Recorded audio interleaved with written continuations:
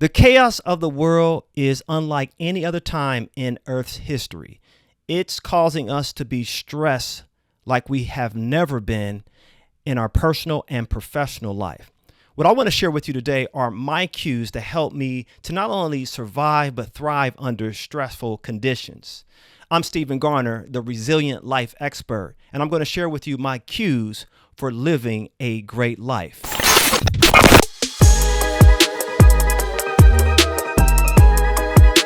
My first cue is reflection.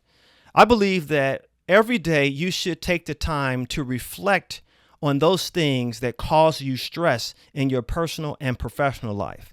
Now, my approach is I wait for the end of the day to reflect on my stressors. I don't look at all the people in my life that are causing me stress, my environment, or even the things that I don't like about the political world or economics. I look at how I responded to those things, because what I want to do is unearth my triggers. What's causing me to stay up at night? What made me say that thing that I should not have said? What influenced me, I should say, to act in a way that was not respectful? I'm looking for those triggers in my life. This is why I believe we should keep a journal. It shows us ourselves. It helps us to get a picture of who we really are if we are honest about ourselves. When you have a journal, you write down the words that creates a picture of your life. Words create worlds. Words are thoughts that are made audible when spoken. And so what you have to understand, you act on the words you think and speak, because thoughts are energy. It turns into behavior. And stress, as you know, it's a psychological and physiological response to perceived threats.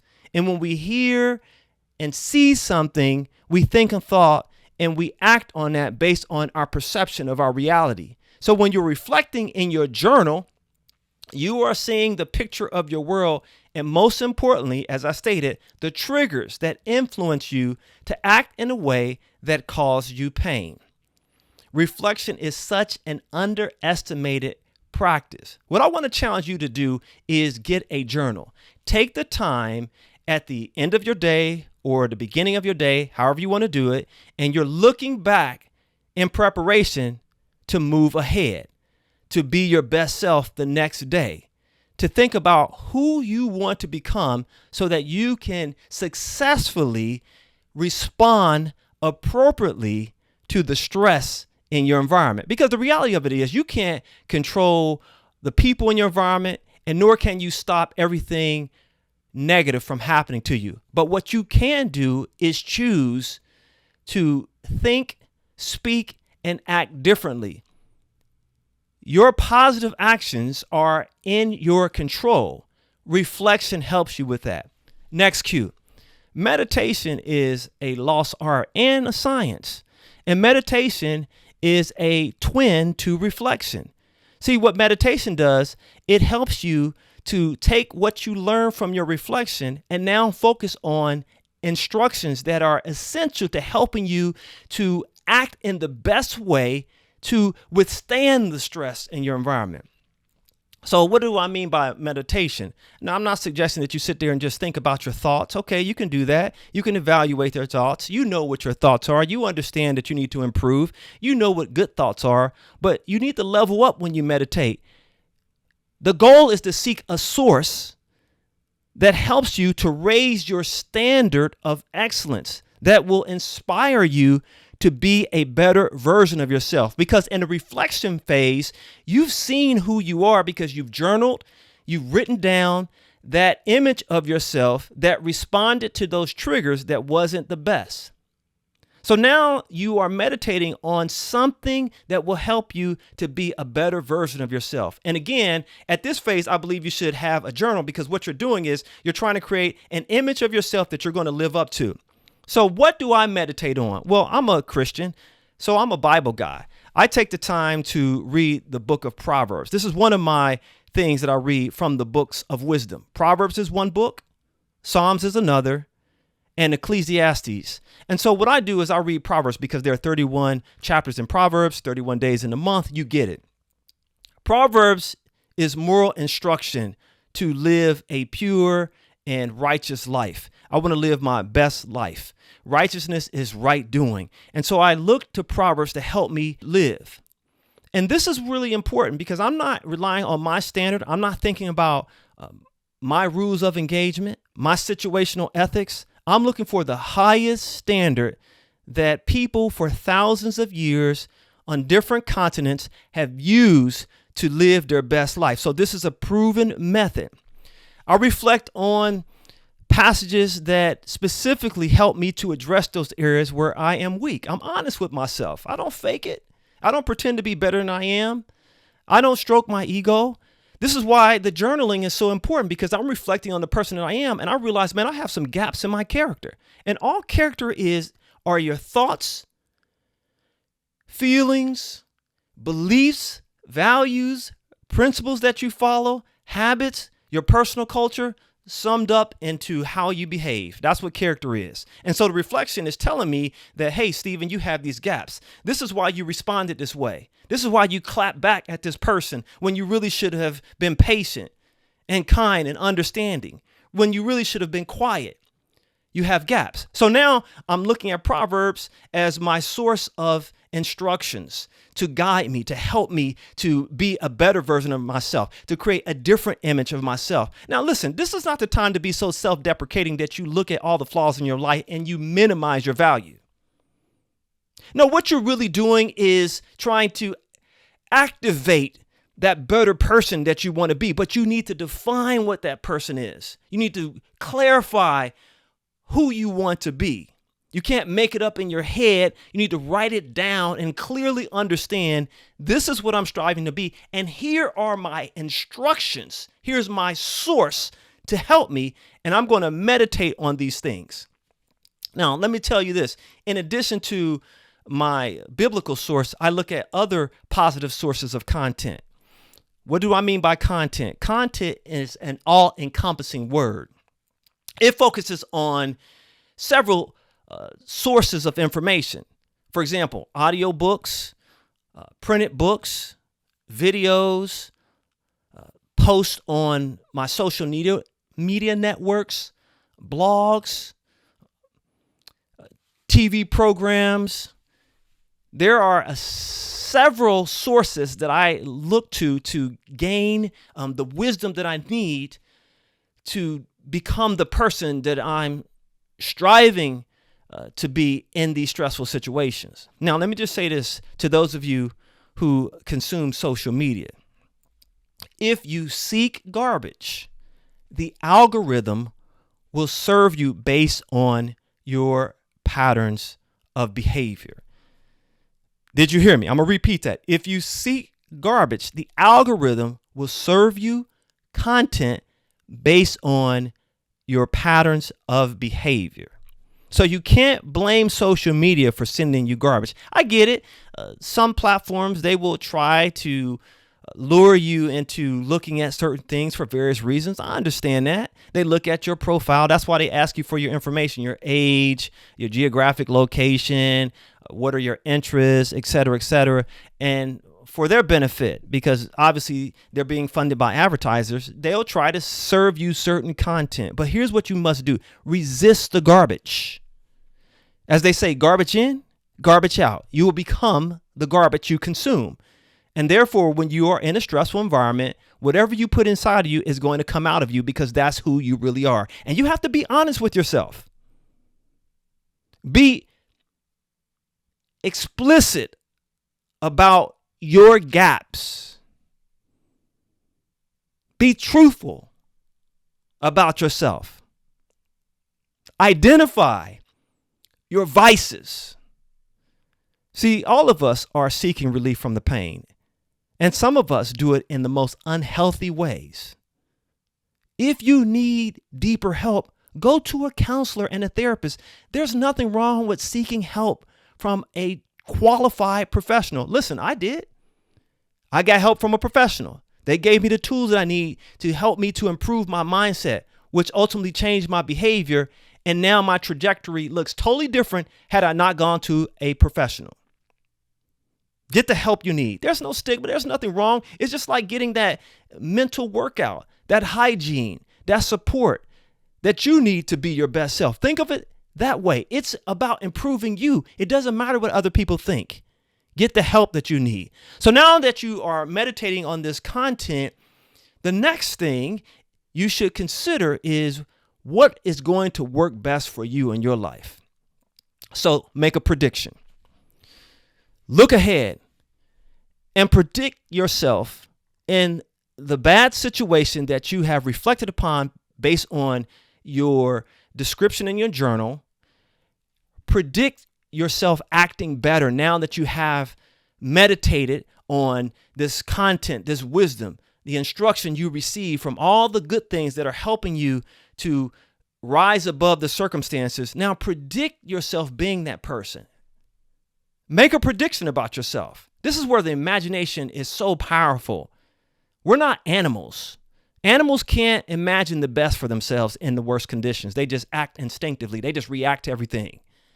But you can see my methodology here is simply, I'm trying to help you to see that you have control over your circumstances when you are conscious of what's happening to you and you are conscious of how you respond to the negativity in your environment. Now you're using your imagination and you're creating a better picture of yourself. You are planning to act under the negative circumstances in ways that's going to create positive energy. This is how I do it. I'm not telling you anything that I don't do. This is exactly my method. People ask me, man, how are you positive and all these negative things are happening? And I'm like, because the negative things may be happening, but I'm going to make it happen according to my plan because I want to get something good out of it for me. I'm doing it for me. And that's what you have to think about. You are doing this for you. You are putting in the effort to become the best version of yourself so you can feel good about yourself at the end of the day, every day. NEXCUE. All this stuff requires energy. So where do you get the energy? Because you can't just do this stuff without energy. It takes a lot of effort to deal with that negative coworker who's always complaining about everybody, the boss, the environment, the work, the customers. And they may be talking about you behind your back. Who knows? But what you find yourself doing after hearing them complain all the time, it starts to seep over into your atmosphere. It's like this massive storm system that encroaches your life. And now you find yourself being negative about things. Where do you get the energy to combat all these things that are happening around you in the world and in your personal and professional life? It's very simple. My next cue is rest. Rest. Now, experts say that adults need an average of 6 to 7 hours. Now, depending on the type of work you do, you may need more. Some people say some of us can live on fewer hours. I think that's stupid. Why would you rest less than 6 or 7 hours just because you can? Because you need more energy to deal with the stress in your life. So don't be that person. So experts say 6 to 7 hours. Where do they get that? Well, it takes the body 7 hours to do several things. Here's some of the things I learned in my research. Number one, to rejuvenate and repair itself. The body is miraculous. It has all these things that it is doing every day, but especially during the time of rest. It repairs, it heals, it helps to eliminate waste. All this is happening while you are resting, and now it's preparing you to perform the next day. This is why it's important to get in bed at a decent time. What is a decent time? You want to get in bed at least 2 hours before midnight, because if you get in bed at midnight, it's the next day. And hours before that, your body is preparing to do what it does at a certain time every day. It's on what they call a circadian rhythm. So your body starts to release melatonin around, experts say around about 7. Okay. I'm not saying you have to go to bed at 7 p.m., but it starts to release that melatonin because that's the time you're winding down. You're getting prepared to end your day. You should be thinking about the end of your day, like I say, a reflection, but also what can you do to prepare yourself to get the proper amount of rest. Now, I keep saying resting, but I also should clarify and distinguish between rest and sleep, because some people can be lying in the bed, but they're not rested because their mind is going. They haven't set their mind up. So let me just make a point on that. Here's some of the things I do when I'm preparing to sleep and get rest, right? I set my phone on do not disturb automatically. It goes black. I only have emergency contacts in there that are able to contact me during the night should an emergency arise. I don't look at my phone while I'm in the bedroom. When you come into my bedroom at nighttime and I'm preparing to sleep, I have blackout curtains. It's completely dark. It's silent. Sometimes, I may have some classical music playing in the background. We love music in our household. We have music piped throughout our house. So we are lovers of music. But at the end of the day, we don't have any loud music. It's simple, quiet, meditative. I even take Epsom salt baths. Light a candle. There are tons of candles in our house. You come in our house, it smells like a candle factory. We use aromatherapy to help us to prepare our minds to rest. I go to bed. I have a list that I prepare before I go to bed because I don't want to be thinking about that while I'm in the bed. That's why a lot of us don't rest. We have so many things on our mind, so many things competing for our attention, and we don't take the time to say, okay, it's time to stop. It's time to stop. I prepare my mind to rest and my body to rest. So now, after you receive those 7 hours of sleep, you're rejuvenated, you are healed, food is digested. It's time to get another energy boost. Now I'm talking about your nutrition. Now listen, I'm not a nutritionist. I'm not going to subscribe to any particular diet, and nor am I going to prescribe to you any particular method. What I'm going to share with you is what I do. So you understand? I'm not going to subscribe to a diet, and nor am I going to prescribe a diet to you. Okay. But I do eat a plant-based diet, and I eat my biggest meal at the beginning of the day. It's nutrient dense. And I'm making a point to say that because people may eat foods that have high calories but low nutrients. Now, you do need a degree of calories for energy. So if you understand what I'm trying to say, here's the point that I want to make. I'm preparing my body with the fuel it needs to support my mindset to do the things that I wrote down and meditated on and reflected on so that I can be my best self. Because again, words create worlds, and I create the world that I want to live in. I create the world that I want to make sure there is the least amount of stress. I created that world. So I'm living in two worlds when I'm working.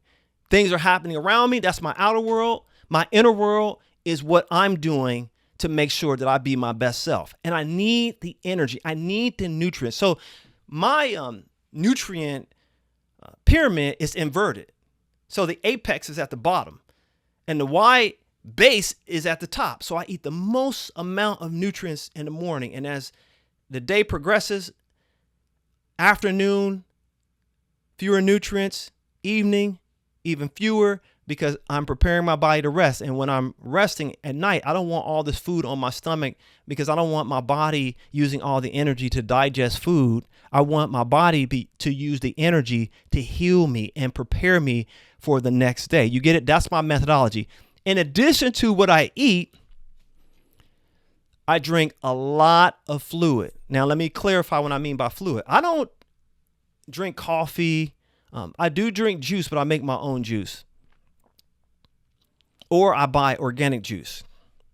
I'm not knocking you for what you may do, what you subscribe to in terms of your fluid intake. What I want to share with you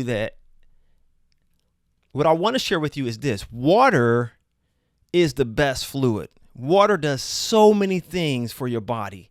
It helps with your energy, your mindset, helps you to have a positive mindset. It lubricates the joints. It eliminates waste. Water is powerful. Now, there are all types of recommendations from experts out there who say how much water you should drink. My friend who's a naturopathic doctor, he suggests that you should weigh yourself on a scale, divide the number by 2, and that's how many ounces of water you should drink. I don't know. Another person says that you should drink 8 to 11 glasses of water, 8-ounce glasses of water. You have to figure out what's best for you. Go to a qualified expert and learn how much water intake you should drink, right? I drink plenty of water every day. And I make sure that I have enough water that helps me to be my best self. This is the point that I want to make, because what I'm doing is I'm fighting against my body's response to stress, because the stressors are always happening to you and around you. So I'm doing everything to give myself the energy to be the best person that I can be. That's my point about the fluid intake. If you're drinking a lot of sugary drinks or caffeinated drinks, you're doing other things to your body that's reducing your chances of being your best self. That's the only point that I want to make there. And I want to encourage you that this is practice. This takes time to do. This is not an overnight thing. What I'm sharing with you may be the first time you have ever heard this, but what I'm encouraging you to believe is that you can do it one day at a time, no matter where you are. That's what I'm encouraging you to do. Okay, my next cue is that you need to make this a routine. Figure out your routine. And when it comes to routines, you have to manage your time better. Now, I'm one of those guys who time box everything. I make sure that I have a schedule for what I do. Reflection, I have a scheduled time. Meditation, I have a scheduled time. My nutrition, a scheduled time. I'm not running out the door throwing things in my mouth. Obviously, I work, so that's a set time. I'm doing everything in my power to manage the use of my time. What does your schedule look like? Again, use your journal and put it in writing. And say, I'm going to devote time to doing these things. Another aspect of my energy management is exercise. I take time during the day, usually during my lunch break and in the mornings, to exercise. Now, I don't have these long exercises that I do. On the weekend, I'll go for a long run, but what I do is I have a 5-minute intense workout. This helps me to boost my energy, especially after a rough day or the day before. Whatever I do, I make sure that my exercise helps me to burn off that excess cortisol. And that's why my workouts are intense. They're not long. They're long enough for me, I should say. So sometimes my workout is just 5 minutes. I may do a 5-minute workout. And after that 5-minute workout, I'll sit in the ultraviolet sauna. But you have to decide what's best for you. You go to a trainer. I have had several trainers in my life to help me to do different things based on my unique makeup and my responsibilities in my life. So what I'm telling you to do is to boost your energy, help you to burn your cortisol. That's a result of the excess stress in your life, and to prepare you again for the next day. The final thing I want to share with you, this cue is simply this. I want to encourage you to believe that you can do it. I want to encourage you that you have everything you need to be the best version of yourself. Even though the things around you may be chaotic, the people in your environment may be causing you stress, they may be getting on your nerves. But here's what I'm trying to say. You have the power to be your best self. You have everything you need in your life. I didn't describe to you anything that you don't have within your grasp. You can buy a journal. You can reflect. You can meditate. You can get 6 or 7 hours of sleep. And if you can't, you need to do something about your life, because you need to sleep, because that's healing. That's free healthcare. You can exercise. You can create a schedule. You can do that today. Everything I shared, you can do right now. And I want to encourage you to do it. I don't care what happened in the past, how many mistakes you've made, how disorganized you are. I don't care what your dietary habits are, your bad habits, all those things. Today is a new day and a new opportunity. And you just heard it from me. And I'm encouraging you to believe that you have everything you need to be successful today. Because at the end of the day, what you're doing is making yourself better to deal with the stress in your life.